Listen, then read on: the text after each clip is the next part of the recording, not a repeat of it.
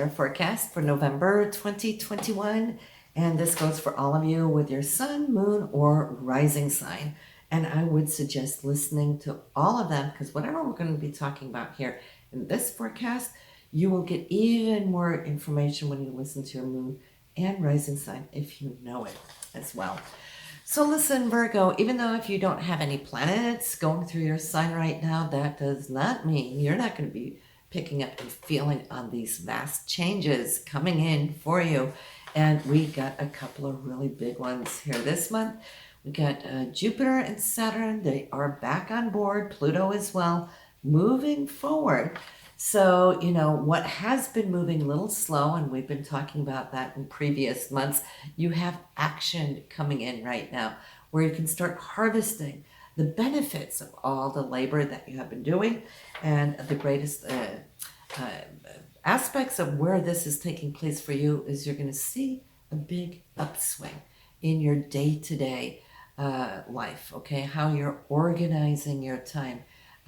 It's the area of work, not necessarily your career. That's more the 10th house. The 6th house is all about who you work with, you know, your coworkers, but also how you're arranging your calendar and your daytime.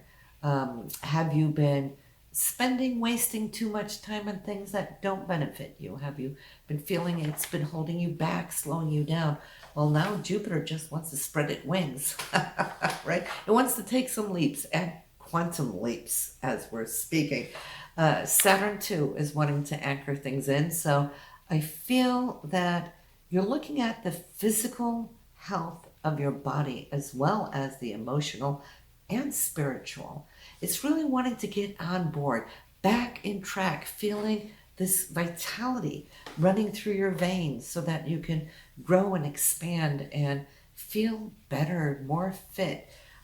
Some of you are going to also start feeling that you're want to wander out of your home a little bit more as your Jupiter is so nature oriented, right? Feeling free.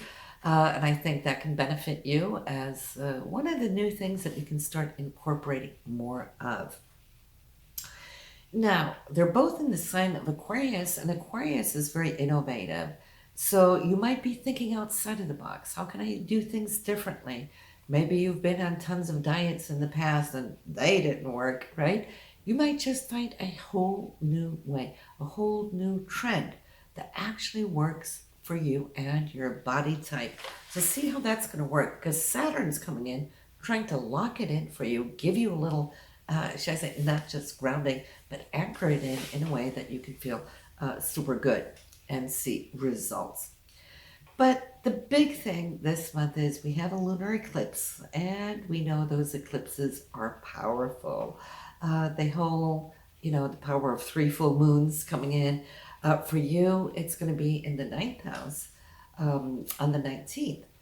The 9th house is your philosophical nature, Virgo.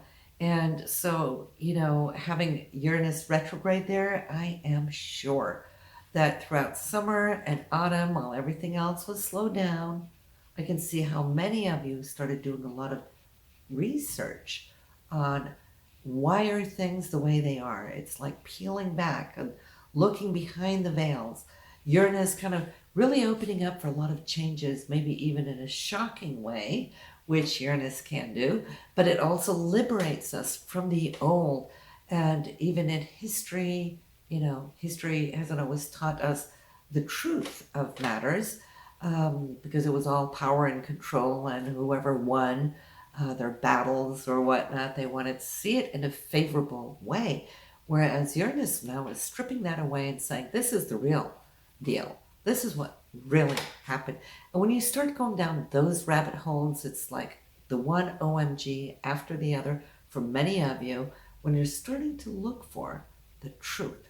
So Uranus is doing that for you, and you got the lunar eclipse here on the 19th. And what eclipses do, they kind of just strip us from the old, shutting doors for what needs to be shut. Letting that go will also open up new rooms, right? So this lunar eclipse for you, Virgo, is all about your spirituality. So keep an open mind and do your research. Get on YouTube, listen to the researchers for those impending questions that you have relating to who you are and your place in this time and age. I think that will be super exciting. Some of you I can see will start some courses because it also has to do with schooling, higher education.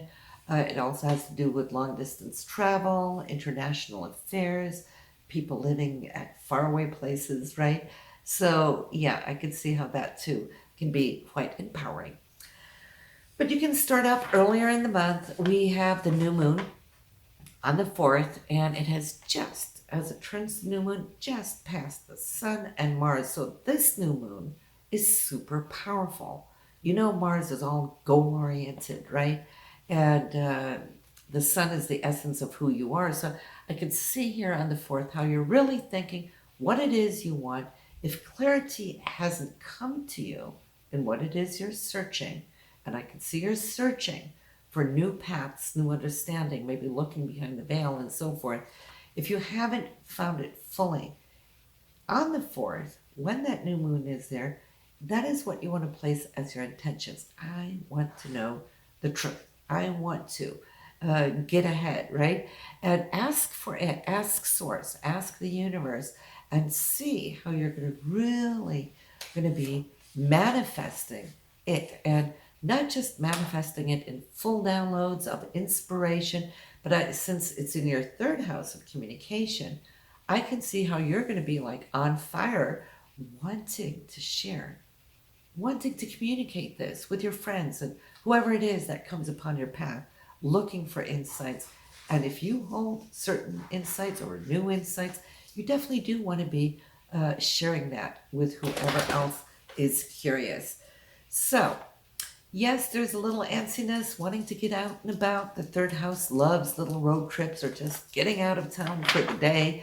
If you can do that, that will behoove you. It can really be a good motivating energy for you as well. So communication, short distance travel, even long distance for some of you, since Uranus is up there, still retrograde, but still fully possible.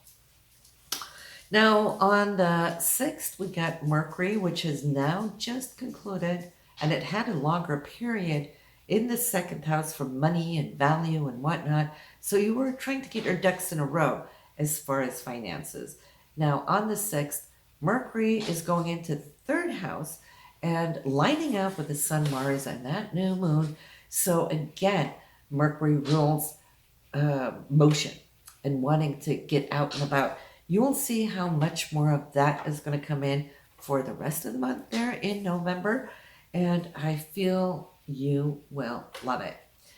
Now, just to end before I let you go, Venus is in the 4th house for home and family, but also beautifying your space. Venus wants to kind of rearrange whatever it is you got on your walls, right? So you will have that into that first week of November. Then it will move into your 5th house of love and romance and so forth for the rest of that month. So listen, Virgo, this is what I have for you. I hope you have a beautiful month, and I'll see you there next month. Bye now.